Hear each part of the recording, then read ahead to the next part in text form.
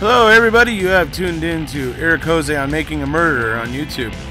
I cover virtually any aspect of making a murderer. I go over the evidence, the documents, the photos. So if you like, stay tuned, and in the future I'll have many more videos besides the one you're about to see. Hello everybody, we're here today talking again with Mr. Capaldi.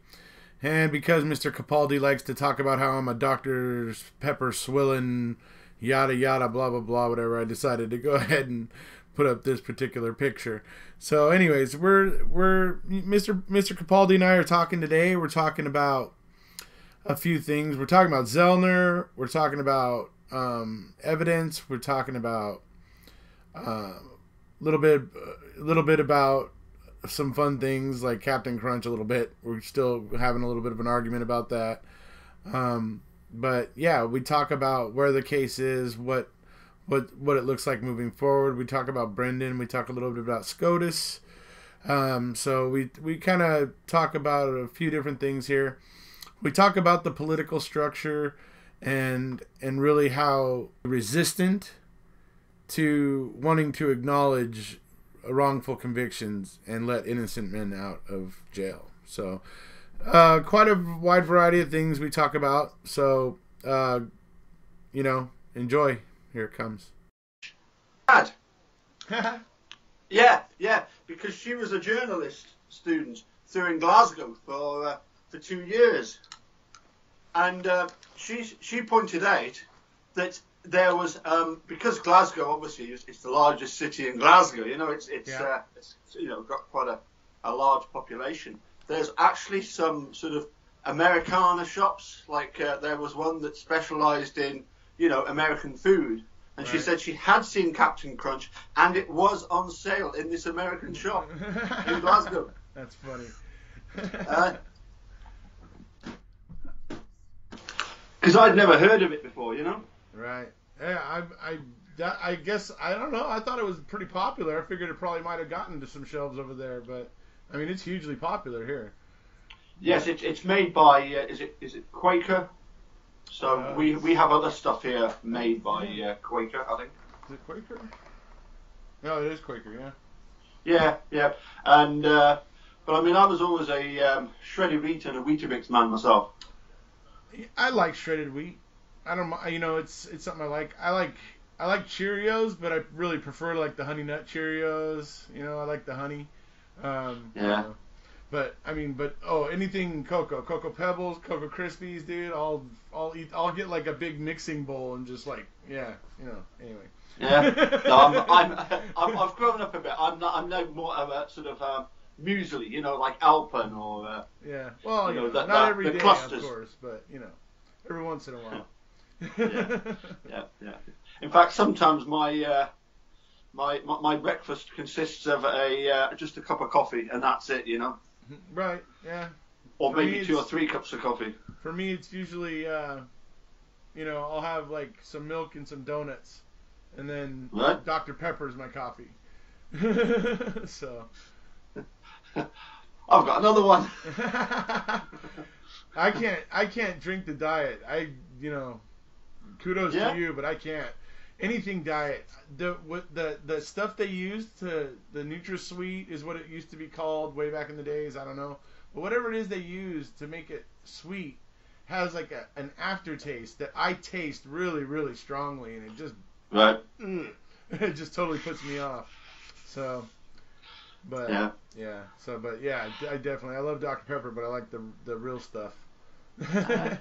No, it was just what they had in the garage. So sure, yeah. They have a garage nearby where they've got a forecourt shop, and I've noticed the Dr. Pepper there before, so I thought I better give it a go, see what it's like. Is that the same bottle from before? It's been sitting in the fridge. Yeah. I was saving it for this morning. That's funny. Anyway, you're a sneaky Watson, aren't you?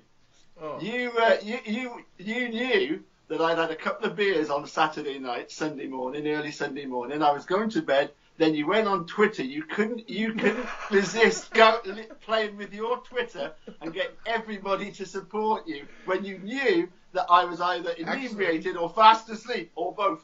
Actually, I didn't get everybody to support me. Did you not? But I'll tell you what, the one person that I did want to side with me didn't sided with you, and that's Tracy Coe. So Yeah. I would actually suggest to you, because of the how do we put this?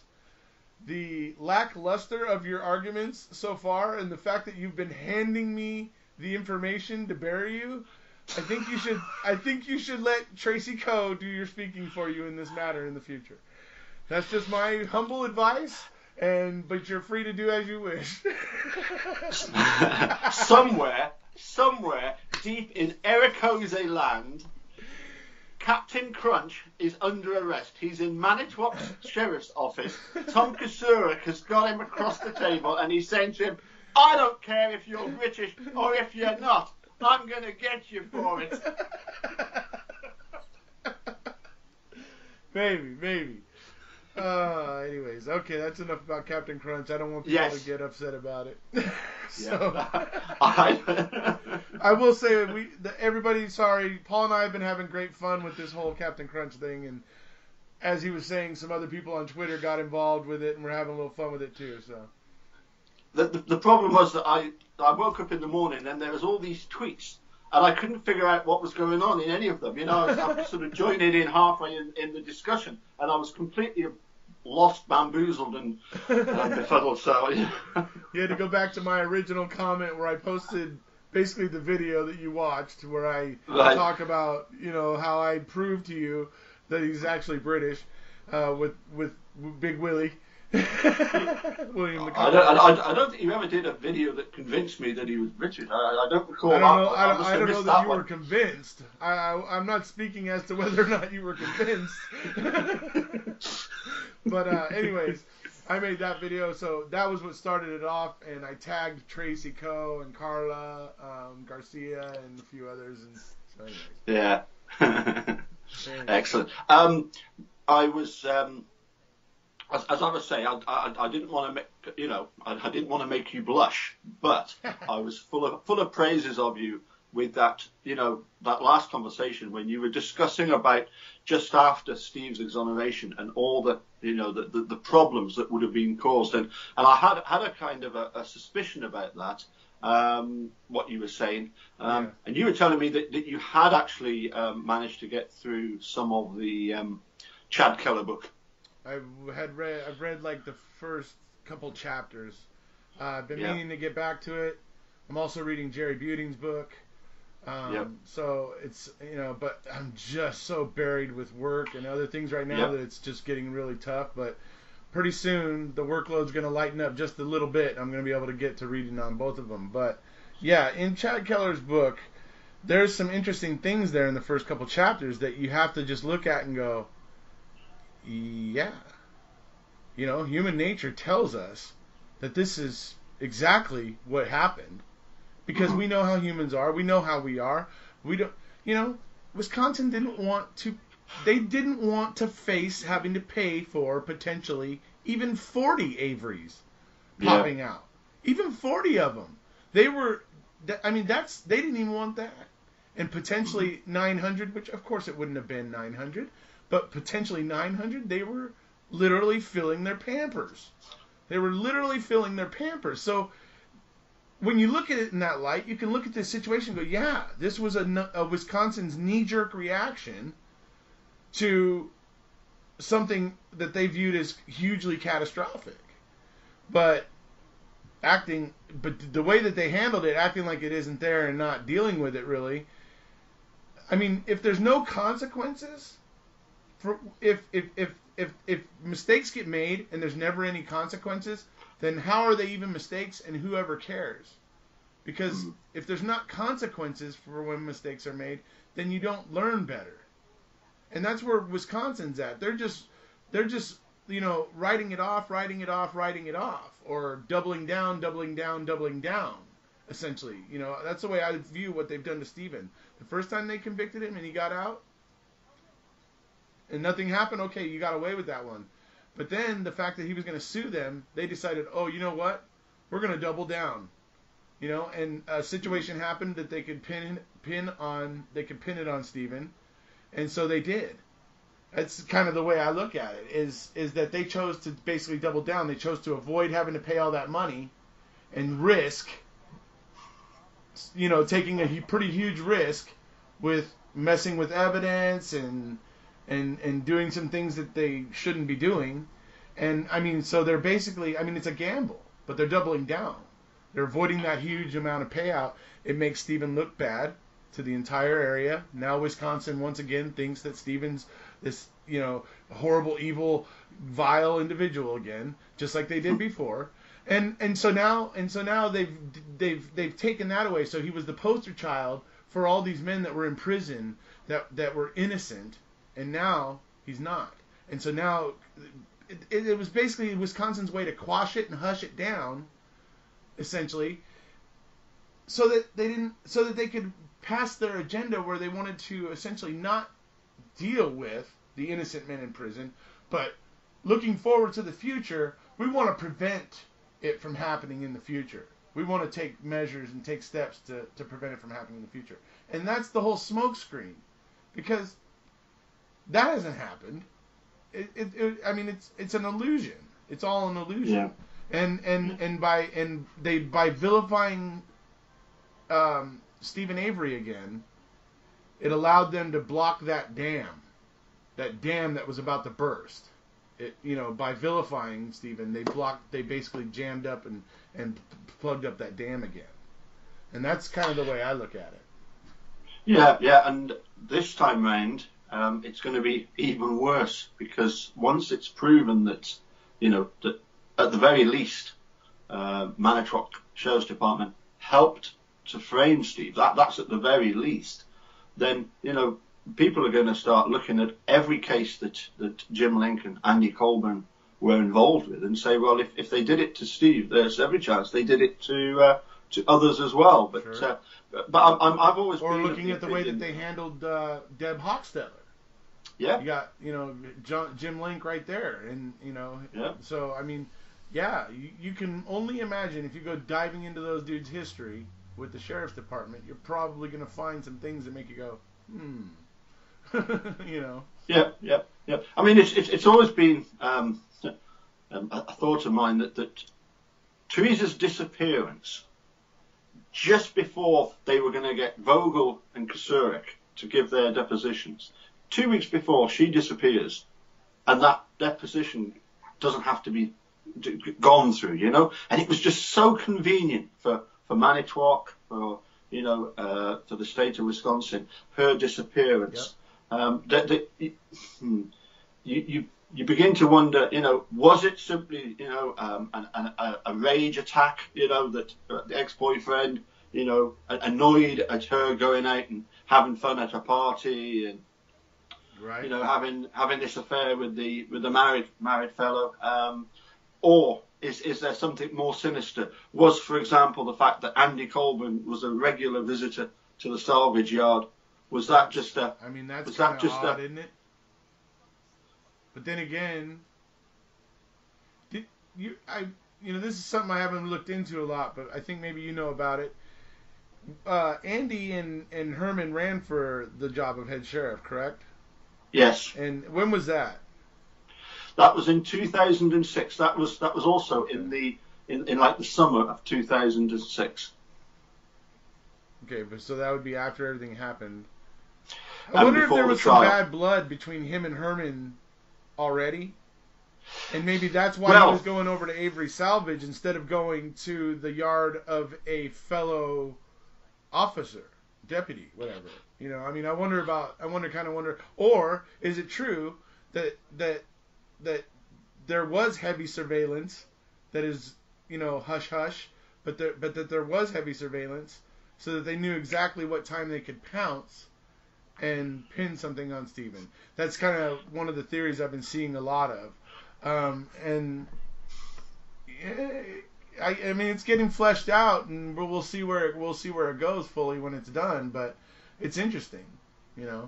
What I would say is that when the very first time I phoned Herman, I didn't know anything at all about him and Andy running for sheriff.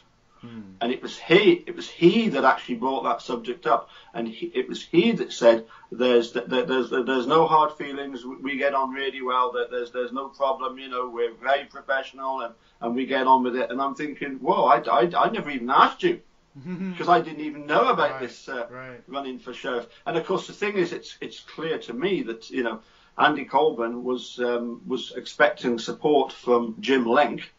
Now, Jim Link was far superior to Andy Colburn. Why wasn't Jim Link running for sheriff? He would have been, in effect, the next in line, far more so than Colburn. Well, I will say this: maybe Jim Link is a little bit like my dad was. My dad worked for the post office, the United States Post Office, from pretty much when he got home from Vietnam till he retired. He was constantly offered promotions, especially after 20 years. He was constantly offered promotions, but he didn't want them. He passed them by because he didn't like what you have to become when you take those promotions. He didn't like, he didn't fancy the idea of being one of those people that he doesn't like. And so, you know what I mean? And so that kind of kept my dad just kind of status quo for a long time. And I imagine there's probably a lot of people out there like that are just like comfortable. Everything's just, the way it is fine. And so I don't want to rock the boat. I made that same point in one of my videos about one of my pupils, a retired policeman, who exactly the same, years and years of service, but he didn't want to be the next rank up. There was definitely, as you've just mentioned, there were definite advantages to staying. He was happy where he was. Why would he want to change that? But it's just that, if was it a case of Jim Link, if given Colburn that support, and then if Colburn had become sheriff, would Jim Link be some sort of backseat driver? Right. Yeah, that's true. He'd have that sort of, fatherly figure over Colburn. I think the other thing about Link too is that I'm pretty sure he's not actually from Manitowoc. He actually, I believe, he started out as a law officer in somewhere, I think in Chicago. I believe it was Chicago. And he served, he was with the police department there or something over there. And then he ended up moving to Wisconsin. He did something else for a while, something completely not law enforcement related. And then ended up going into law enforcement. So it could be that he felt that, and I'm just throwing this out there as a possibility because of what I know, because of what I remember. But it could be possible that Jim Link just didn't think he could probably get the support because he wasn't really a native. He was, kind of just transplanted himself there, kind of thing. So he kind of may have figured he didn't really have a chance of getting elected. I don't know. It's a thought because I know he's not from there. So. I've got another question, which having criticised you in my previous video for asking me, do we have jury trials here in Scotland? I mean, when you seemed a little bit pissed in your video earlier today. I was like, dude, he's like getting way too serious. It's all bluster. It's all for show. Seriously, no. It was just that.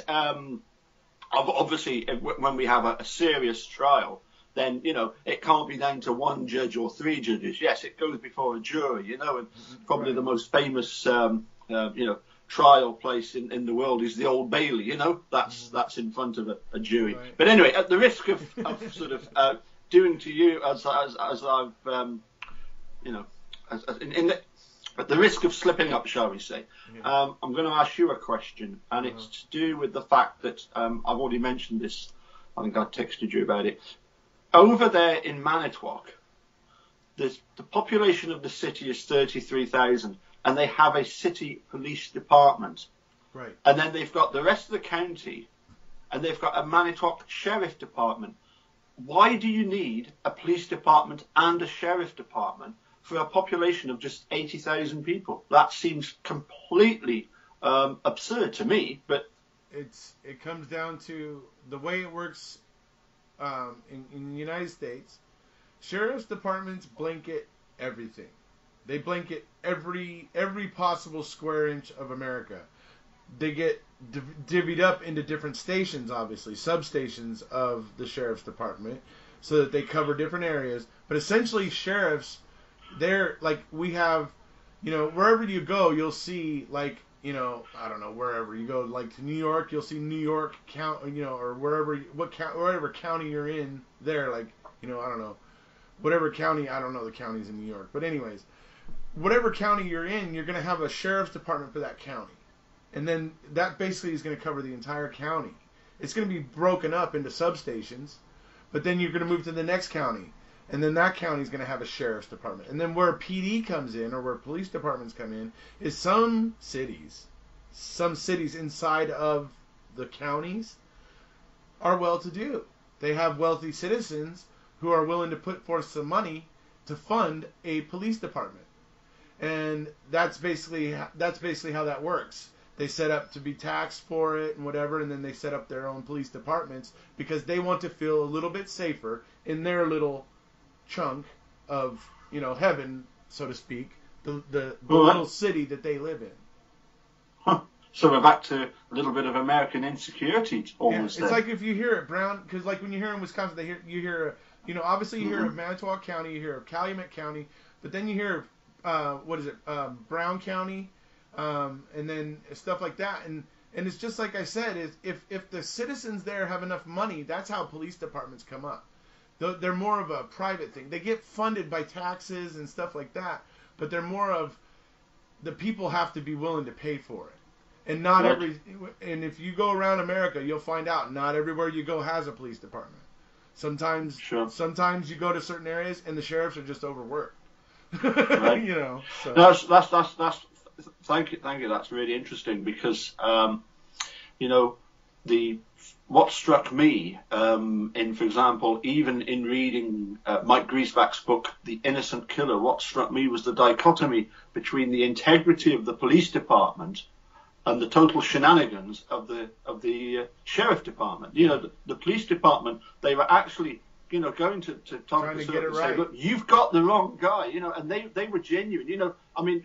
They were taking an interest in effect in the welfare of Stephen Avery, who he wasn't a member of the community within Manitowoc City, was he? He was out there in the county.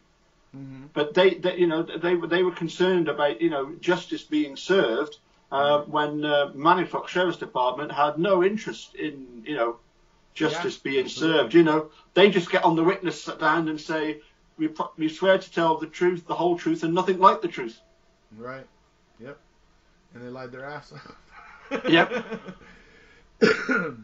But the sort of follow up to that would be something again that I'm sure Chad Keller has raised this issue before.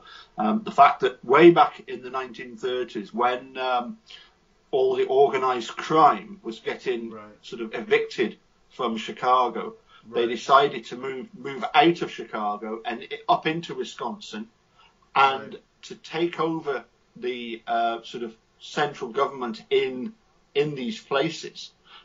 So it's I'm getting a sense that in somewhere like Manitowoc County, you don't have the organised crime that you might have in some of the other places, because basically the sheriff's department is that organised crime. You hear some horrendous stories.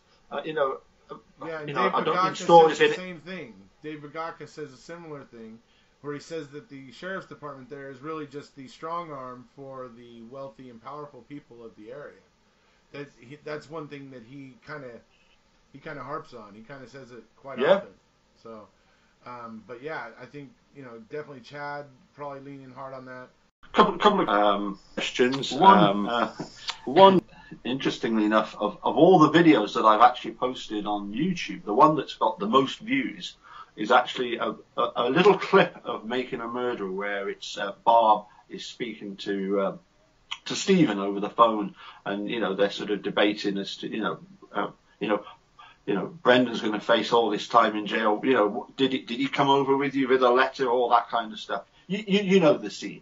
Mm-hmm. And I had a guy get on the comments page and post that that they're just, as you've said before, they're a bit of a waste of space. We don't care about them. Let them sort of rot away. And I said, well, you might think it's no big deal, but we've had now 4 federal judges, sort of decide in favour of Brendan that it is a big deal. And now the case is heading to SCOTUS, and he's still saying, it's no big deal. And I'm thinking, well, hold on a sec. If SCOTUS hear it, if SCOTUS hear this case, and there's been 1 or 2 rumours that people involved in the Supreme Court could be very interested in hearing this case. I got to imagine. I mean, who hasn't heard of Brendan Dassey at this point? I mean, especially if you're in judges and lawyer circles, who hasn't heard of it by now? I mean, you got to imagine that there is some awareness, and they probably know it's coming. They're probably waiting for, or possibly they could be waiting for the motion to come from Drizzen and Nyrider. So I mean, they could be actually anticipating it.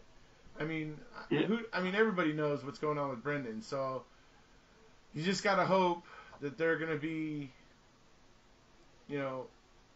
open-minded to what has happened to Brendan, because I think the Seventh Circuit majority really lacked open-mindedness. I really think they were unwilling to really see what was going on there, and I think that's clear in the way that they misrepresent the control question. Well, I think as well, even... So, go ahead. Yeah, sorry. I think even reading some of the stuff by Hamilton was the fact that they weren't putting a forceful case for rejecting this. As you say, they only quoted this control question, which can be viewed in if you look at it sensibly, it's exactly as you're saying. So, in other words, what I'm saying is that although right. If we follow the rules of the English language, and if we, not only that, but if we follow the rules of looking at Brendan when Tom Fassbender asks him, do you disagree with me when I say that? Instantly, in Brendan's mind, he's going, oh crap, they're gonna tell me to be honest again, or they're gonna tell me to tell the truth again. The thought is going through his mind. It's been happening to him over and over and over again. So there's also that. There's that little thing that happens before he goes, no, no, I wouldn't dare disagree with you. Basically, that's the subtext of what happens when he says no right there. The subtext is, holy crap, no, I wouldn't dare.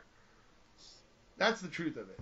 So beyond the rules of the English language, if we read the body language and what the F is happening there, we clearly see that has been misrepresented.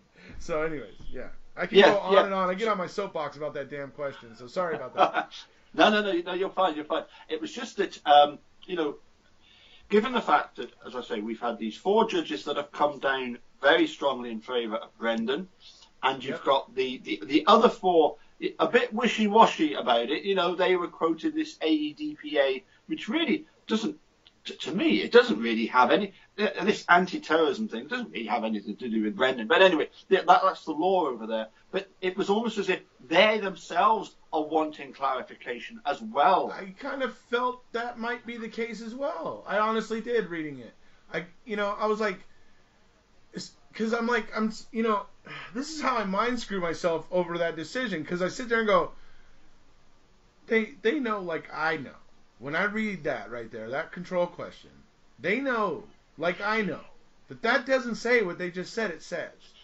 And that's what I'm sitting there going, is that supposed to be like the obvious thing, like when the Supreme Court's reading the opening of this brief and they see that in the first couple pages, for it to like jump out and say, look deeper into me, right? Mm-hmm. So, I mean, was it deliberately written that way? I mean, I think it's a valid question.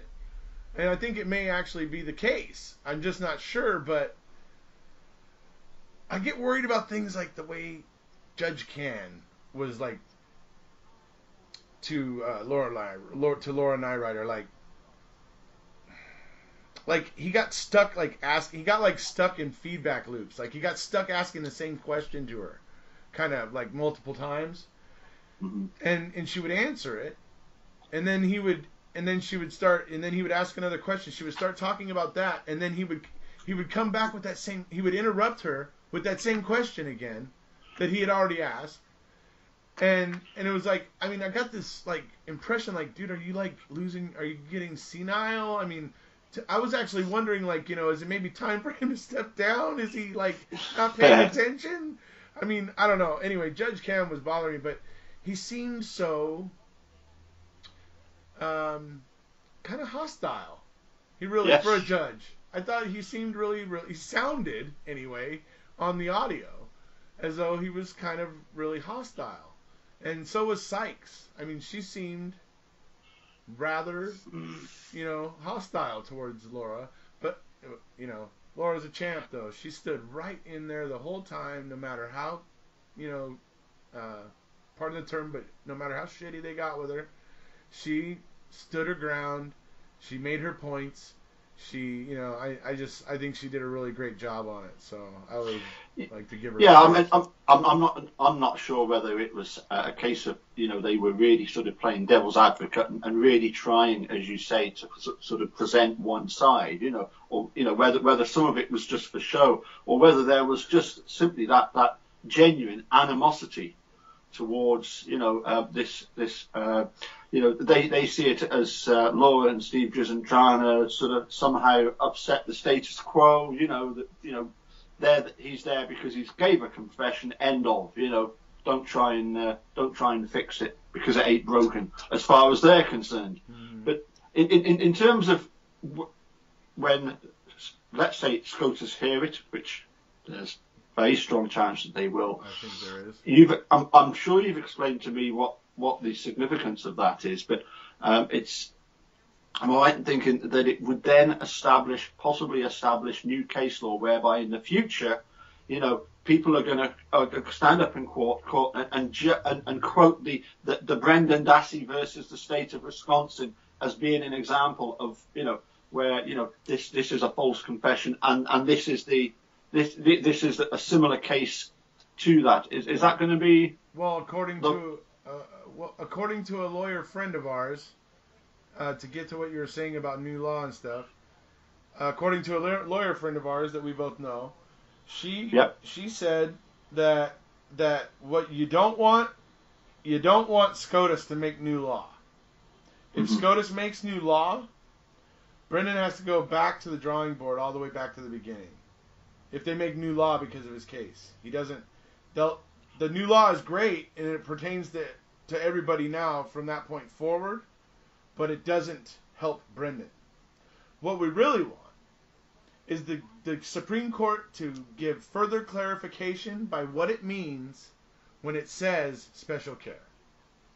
What is special care, and how can we better define that in AEDPA to try and prevent things like what have happened to kids like Brendan? That makes sense. The nation. Yeah. And that's really what would make a lot more sense and what we would hope to happen. Because to see, I mean, the new law would be great and it would be in Brendan's name in a lot of ways and everything.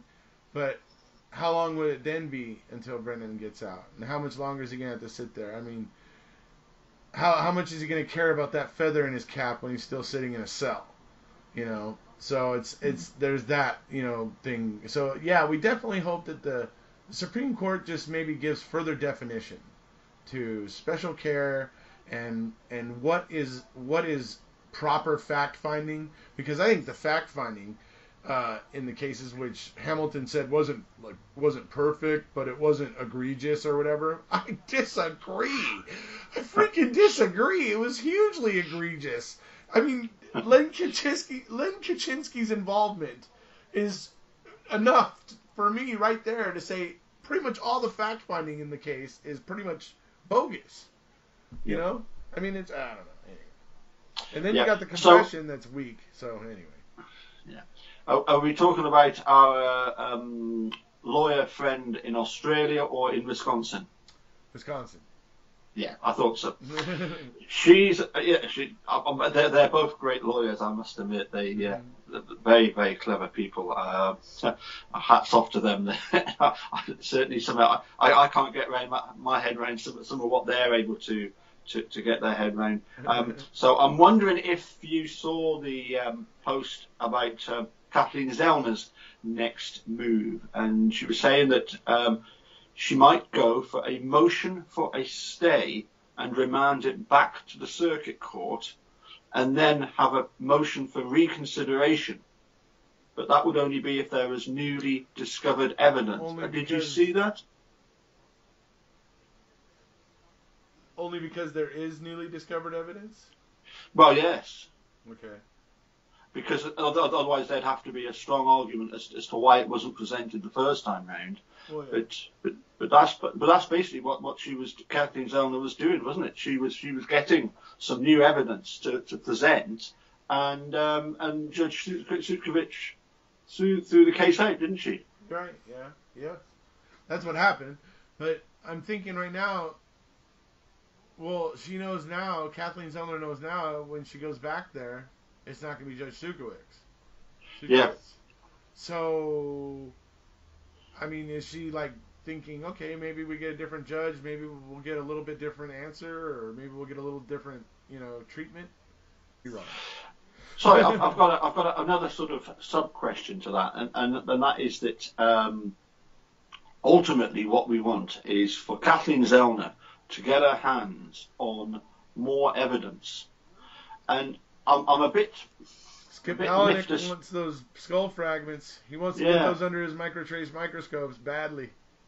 Yeah, but I'm a bit puzzled because Judge Willis, whether he did it out the kindness of his heart or whether it was just standard procedure, said that evidence needs to be kept for future testing if needed, and Kathleen Zellner is going to foot the bill for it, So what is it that the state can say, oh no, we don't want you testing this or we don't want you testing that? Why does there have to even be an agreement? I understand that the state might need to take time to locate and document all the stuff that she's wanting, but I don't see that they can actually turn around and say, oh no, we're not going to allow you to test this, we're not going to allow you to test that.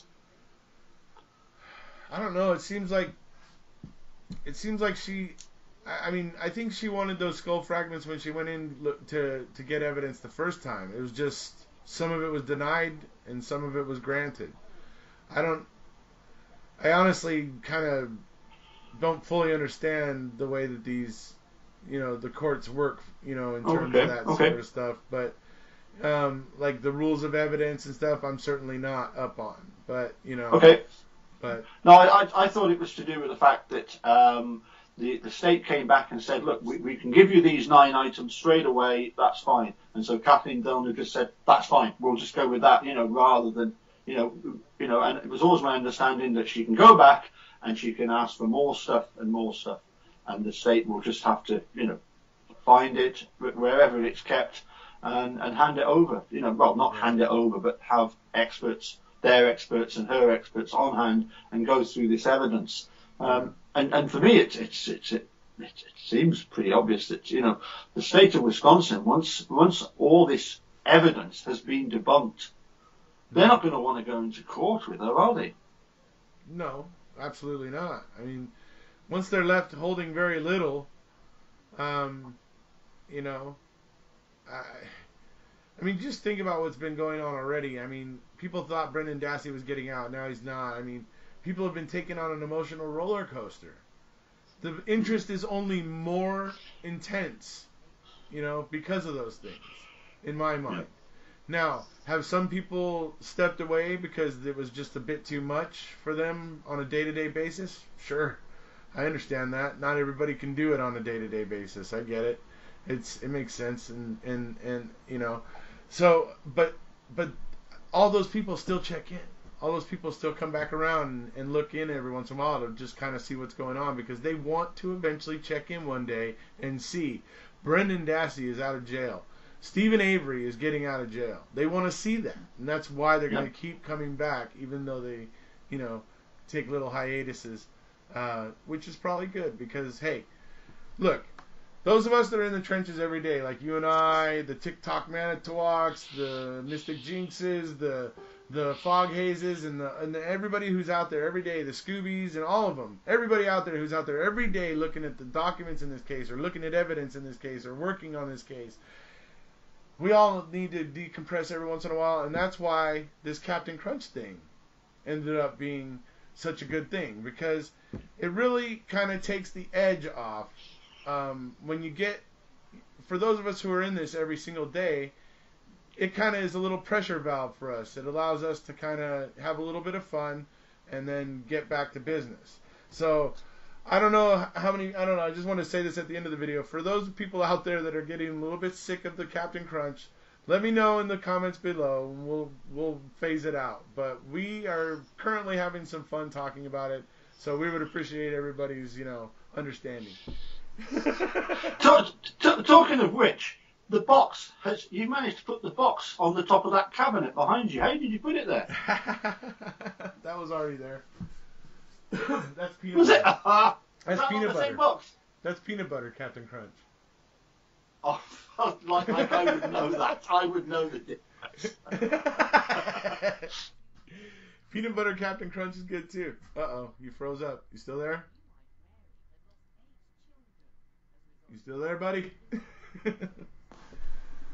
Paul? There you are. Okay, you're still there. Yeah, I think so, yes, I think so. I hope so, anyway. Yeah, well, I see your video now, because it froze up, so. It did, yeah. I don't know why. So, what'd you think of mine and Mark's talk last night? Yes, very interesting. You managed to drag him down and drag him into it, so, the crunch debate, that was very underhand, that was well below the belt. That was, What? I mean, I don't even know if they have Captain Crunch down under, But, he just said, he does look British. Okay. Anyway, quickly, one more point, and that was something again to do with a phone call with Robert Herman. I remember because this has been debated recently, he said to me, and you could tell he was embarrassed before he even began, because he started off with the line, "I know you're not going to believe this," but he said, those searches of Steve's bedrooms, they weren't all for 2 or 3 hours at a time. Some of them were just cursory 10 or 15 minute sweeps. And I said to him, "You're embarrassed about bringing that up. I can tell. That is complete and utter nonsense, Robert. You know perfectly well that caravan, it's a static caravan. That bedroom is so small. You could empty that room in 10 minutes, no trouble, with 4 officers. You could have the whole place emptied, everything outside searched in 10 minutes. That is absolute, utter nonsense. What you've just come out with, And he never tried that one on again. But the other one he tried on with us was the bit about the lack of fingerprints. Yeah. There should be Steve's fingerprints inside the car. And he said, well, there's some of the surfaces that you can't get prints off. And I'm saying, no, Robert, that's nonsense. There was blood on a CD case. That's a smooth surface. There should be, I think, if he's got blood on it, there should be a fingerprint as well on there, right? Yeah. But the point was that they said that they didn't test for prints. Why didn't they test for prints? Because they knew that they wouldn't, that there would be all these other fingerprints on there that they didn't want to, because they knew didn't want revealed. They knew that officers have to register their fingerprints. Yeah, but I mean, even the outside of the car, things like the as you call it, the hood, we call it the bonnet. So he's pulled the hood latch, and he's had to lift the bonnet. Well, if you've lifted the bonnet, there'll be fingerprints all on the front of that bonnet. Mm-hmm. But no, there aren't any. Right. So it's your video's getting wonky. I really do hope that. Sorry. Your video's getting wonky. Bit like your Captain Crunch arguments. Oh yeah, really? Uh huh. Yeah. Well, like I said, least Tracy Coe makes a better argument. You should let her do the speaking for you in the future. I'm quite happy. I'm quite happy to have. If I've got Tracy Coe, common sense and logic on my side, I'm quite happy. I was basically, she was taking up for you on Twitter last night. If you go back onto that Twitter feed, you'll see she was taking up for the fact that he was American. So yeah. Well, you see, I think it's the old Irish Scottish thing. You know, we tend to stick up for one another. Anyways. So, I think it's about time to get to bed, so I think until next time. Yes, you're needing your beauty sleep, pal. Oh, yeah. Sorry, one other question. What's that? Have you ever seen the Foo Fighters? Oh, live? No. I saw them back in 2002 when they just started off on their All My Life album, you know, and they were absolutely superb. Yeah. Yeah, really, really good. Yeah. The one I like is the one that it's the 2 CD set. It's got the picture of like the bull on it or whatever. It's like a 2 CD set. It's got Pretender, Best of You, and another song that's on there that I don't ever hear on the radio. All the Deepest Blues Are Black. Really good song. I go back to I think it was one of their very first albums. It's got things like Monkey Wrench, Everlong, and My Hero on it. I had to listen to all that. Yeah, I had to listen to all that stuff because the job I had in the factory, this guy who I absolutely detested when he first started, and we used to have some almighty sort of almost scraps with, and we ended up being best friends. And you know, I sort of got into his music, and he was really into the Foo Fighters, as I say, culminating in me actually going and seeing them in Newcastle. They're really good. Yeah, and Dave Grohl's a very talented musician. You know, he's and like I say, he started out as Nirvana's drummer. Yeah. Yeah, I mean, and kind of. I mean, sad as it is that Kurt Cobain killed himself, it ended up being a good thing for Dave Grohl because it allowed him to kind of sprout wings and move on and become the great musician that he's become. But I mean, it's unfortunate we had to lose Kurt Cobain. I liked Kurt Cobain. I liked Nirvana. They were a good band. But definitely Dave Grohl was getting the short end of the stick in that band. As the drummer, he was trying to bring material, and Kurt was just basically, controlling the whole thing. Like no, I'll do the writing here, kind of situation where Dave felt kind of stifled, But it's awesome when you see him now, though. He's definitely having a lot of fun with it. So. Yeah, it's not that unusual actually for drummers. A lot of the drummers I know are like next stage up from Neanderthal, but there are some very clever drummers. As you know, my cousin Jim Capaldi, he was the drummer with Traffic, and then he went on to do his sort of solo stuff. But I was sort of lost. I wasn't into heavy rock when Nirvana were around. As I say, it was purely the fact that this guy brought in this huge ghetto blaster, with the speakers in this factory, and it was blasting all day long. Well, it actually doesn't surprise me that you listen to Foo Fighters because you like Eminem. So it's like you like these things. So it's not like that you would like Foo Fighters would be all that shocking to me, honestly.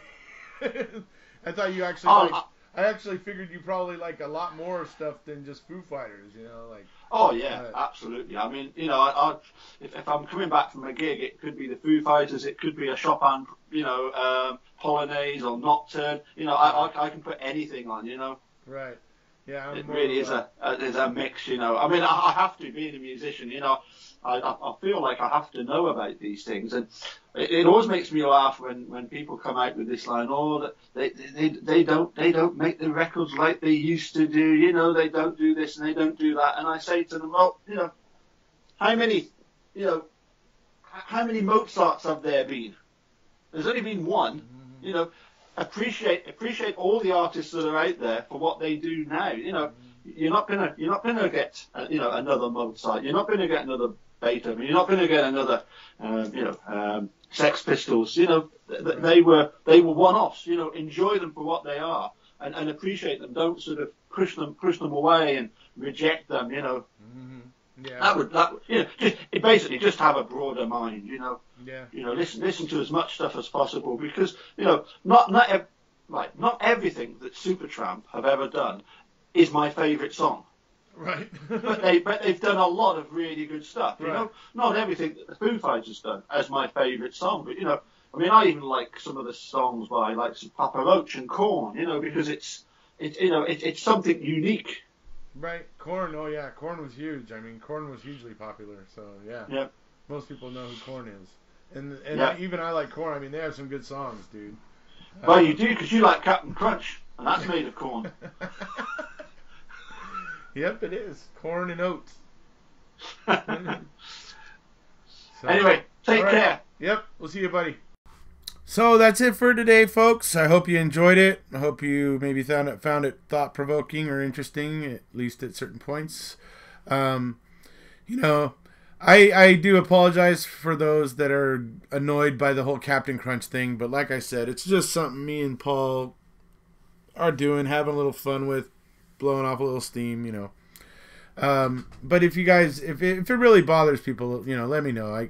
We can get rid of that. So, anyways, if you haven't already, please hit subscribe, and we'll see you guys.